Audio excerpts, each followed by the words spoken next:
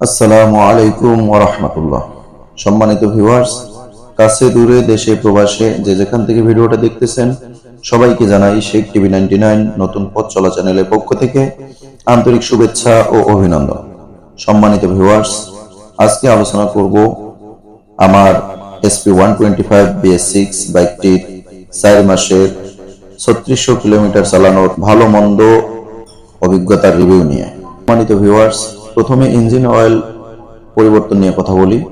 প্রথমবার engine oil পরিবর্তন করছি 465 কিলোমিটারে, দ্বিতীয়বার পরিবর্তন করছি 1000 কিলোমিটার হওয়ার পর, তৃতীয়বার পরিবর্তন করছি 1200 কিলোমিটার হওয়ার পর। অনেকেই বলে যে প্রথম ইঞ্জিন অয়েল 100 বা 200-র মধ্যে পরিবর্তন করতে, কিন্তু আমি যা কিছু করছি সবকিছুই সার্ভিস সেন্টারের সঙ্গে যোগাযোগ করে ওনাদের সঙ্গে কথা বলেই কাজ করছি। বিধায় ওনারা বলছে যে এত কমে পরিবর্তন করার কোনো প্রয়োজন নেই, নতুন বাইক মোটামুটি 500-700-800 এত চালাইতে পারেন। তো আমি 400 পার হওয়ার পরে 465 কিলোমিটারই পরিবর্তন করছি। এরপর দ্বিতীয়বার 1400 অর্থাৎ 1000 কিলোমিটার হওয়ার পরে পরিবর্তন করছি। এরপর তৃতীয়বার 1200 কিলোমিটার চালানোর পরে পরিবর্তন করছি। তো তাতে দেখলাম যে মোটামুটি 1000 কিলোমিটারে পরিবর্তন করাই ভালো, এবং প্রথমের দিকে পুরা 1 লিটারই দিছিলাম, কিন্তু পরবর্তীতে শেষে এখন 900 ml দিয়েছি। তো আমি ইঞ্জিন অয়েল হুন্ডা কোম্পানির প্রো হুন্ডা নামে একটা ইঞ্জিন অয়েল বাই করছে, সেটাই দিয়েছি, যেটার গ্রেড হচ্ছে 10W13। এই গ্রেডের যে কোনো কোম্পানি দেয়া যায়, তবে হুন্ডা যেহেতু এটাকে সাজেস্ট করে তাই এটাই আমি ব্যবহার করছি এখন পর্যন্ত। আচ্ছা, প্রথমে বলি বাইকটার কিছু মডিফাই নিয়ে।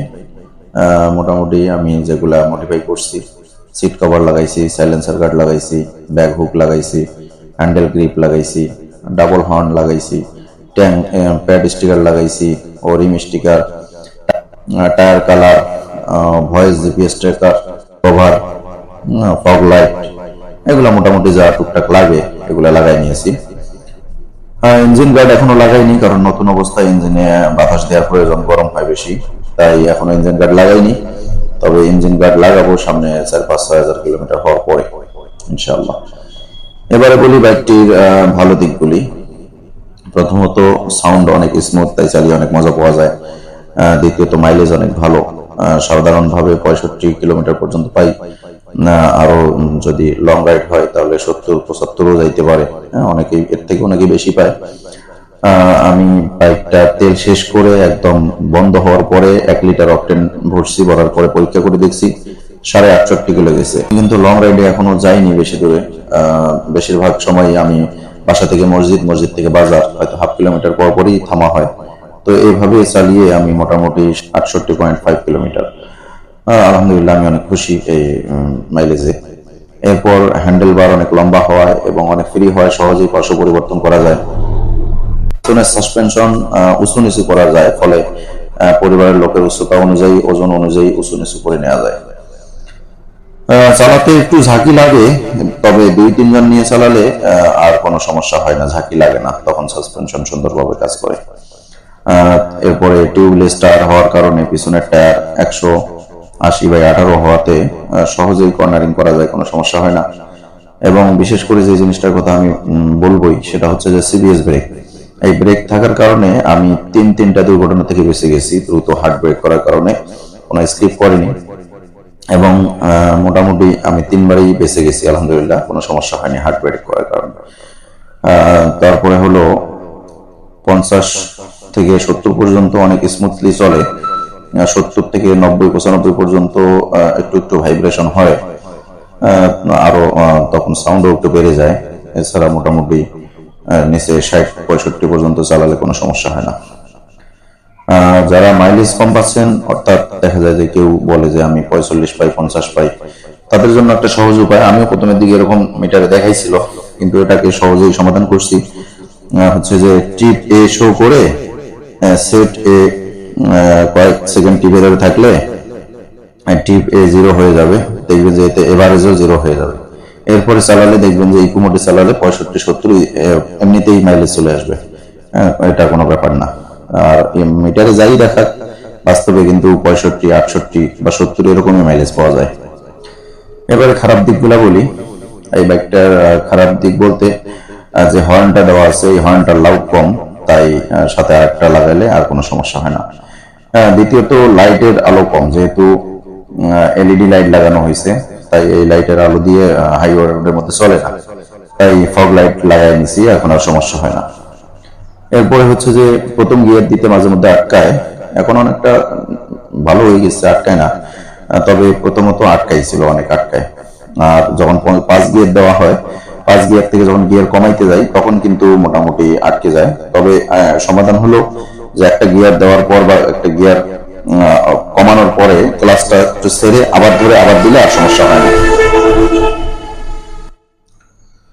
এরপরে তেলের ট্যাঙ্কের মুখের পাশে একটা ছোট ছিদ্র আছে, যেটা দিয়ে গাড়ি ধোয়ার সময় বা বৃষ্টিতে পানি যদি যায় সেই পানিটা নিচে চলে যাবে। ওখানে নিচে একদম পিছনের টায়ারের সামনের দিকেই দুটা নল আছে, দেখা যাবে দুটা পাইপ লাগানো আছে, যেটা পানিটা ওই দিক দিয়ে পাস হয়ে যায়।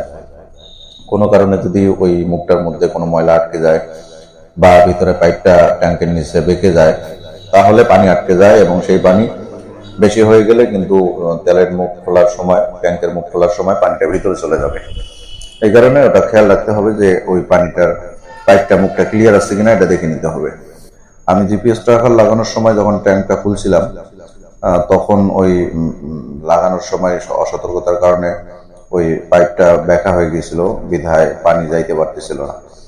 ফলে যখন আমি বাইক ধুইছিলাম তখন পানি আটকে গেছিল এবং একটু পানি ট্যাঙ্কের ভিতরে চলে গেছিল। পরবর্তীতে আমি আবার সেটা ঠিক করে নিয়েছি, এরপর থেকে এখন আর সমস্যা হয় না। আরেকটা বিষয়, অনেকেই বলে যে টায়ার জেল দেওয়ার কথা। সার্ভিস সেন্টার থেকে জানতে চাইছিলাম, তারা বলছে যে টায়ার জেল দিলে দিতে পারেন, কিন্তু এর কারণে টায়ার ভিজা থাকার কারণে টায়ারের টেম্পারেচার কমে যাবে বা শক্তি কমে যাবে। ছোট ছোট যেগুলা লিকেজ হয় সেগুলো সেরে যাবে, কিন্তু এর কারণে টায়ারের দীর্ঘায়ু কমে যাবে। এই কারণে এখন পর্যন্ত টায়ার জেল দেয়নি। সর্বোপরি শেষ কথা হচ্ছে যে সব জিনিসের ভালো মন্দ দুটো দিকেই থাকে, সুতরাং প্রত্যেকের পছন্দকে প্রাধান্য দিয়ে নিজের পছন্দের গাড়ি ও কালার পছন্দ করে বাইক কেনাই উচিত, তাহলে আর কারোর কথায় কোনো যায় আসবে না। যেমন আমি আমার পছন্দের বাইক এবং কালার দুটোই পছন্দ কিনেছি, সুতরাং কে কি বললো না বললো এটাতে আমি কিছু মনে করি না। সর্বোপরি আল্লাহর শুকরিয়া জানাই যে আল্লাহ তাআলা আমাকে বাইকটা কেনার তৌফিক দিচ্ছেন এবং এখন পর্যন্ত ভালোভাবে চালাইতে পারতেছি, আলহামদুলিল্লাহ। কারো কিছু জানার থাকলে, প্রশ্ন থাকলে অবশ্যই কমেন্ট করবেন, রিপ্লাই দেওয়ার চেষ্টা করবো ইনশাআল্লাহ, যদি এই বাইকের বিষয়ে আরো কিছু জানার থাকে। বাইকটিতে মজার কিছু ফিচার আছে, যেমন বাইকটির ইঞ্জিন কিল সুইচ, সাথেই অফ, সাথেই স্টার্ট, এবং যে হেডলাইটের যে সুইচটা দেয়া আছে পাস, সাথেই উপরে উঠাই দিলেই আবার এখানে হেডলাইট হাই হয়, লো হয়, এক জায়গার মধ্যেই সব কিছু, আলাদা আলাদা সুইচ দেয়নি, একটার মধ্যেই সুন্দর সুইচ করে দিছে। আমি বাইকটা ডিসেম্বরের 17 তারিখে ক্রয় করি, তো তখন থেকে এপ্রিলের 17 তারিখে 4 মাস পুরো হয়েছে, বিধায় আমাকে সার্ভিস সেন্টার থেকে ফোন করা হয়েছে যে আপনার বাইকটি সার্ভিসের সময় হয়ে গেছে, নিয়ে আসেন। তাই সার্ভিস সেন্টারে নিয়ে যাই। নিয়ে যাওয়ার পরে মোটামুটি আমার বাইকটা ওয়াশ করে দিল, বাইকটার প্লাগ খুলে পরিষ্কার করলো, ব্যাটারি চেক করে দেখলো, চেন লুজ হয়েছে কিনা সেটা চেক করে দেখলো, এবং ব্যাটারির মাপটা নিল। ব্যাটারিতে যা প্রয়োজন, অর্থাৎ ব্যাটারিতে থাকতে হয় 12.40, কিন্তু আমার এখানে 13.10 আছে, অর্থাৎ বললো যে ব্যাটারি আপনার সম্পূর্ণ ভালো আছে, কোনো সমস্যা নেই। এবং যা যা সর্বশেষ আবেদন, যারা চ্যানেলটিকে সাবস্ক্রাইব করছেন তাদেরকে ধন্যবাদ জানাই, এবং এখন পর্যন্ত যারা চ্যানেলটিকে সাবস্ক্রাইব করেননি দয়া করে চ্যানেলটি সাবস্ক্রাইব করে বেল আইকনটি প্রেস করে দিন। ধন্যবাদ। শেখ টিভি 99, নতুন পথ চলা। নিত্য নতুন ভিডিও পেতে চ্যানেলটি সাবস্ক্রাইব করে বেল আইকনটি প্রেস করে দিন। ধন্যবাদ।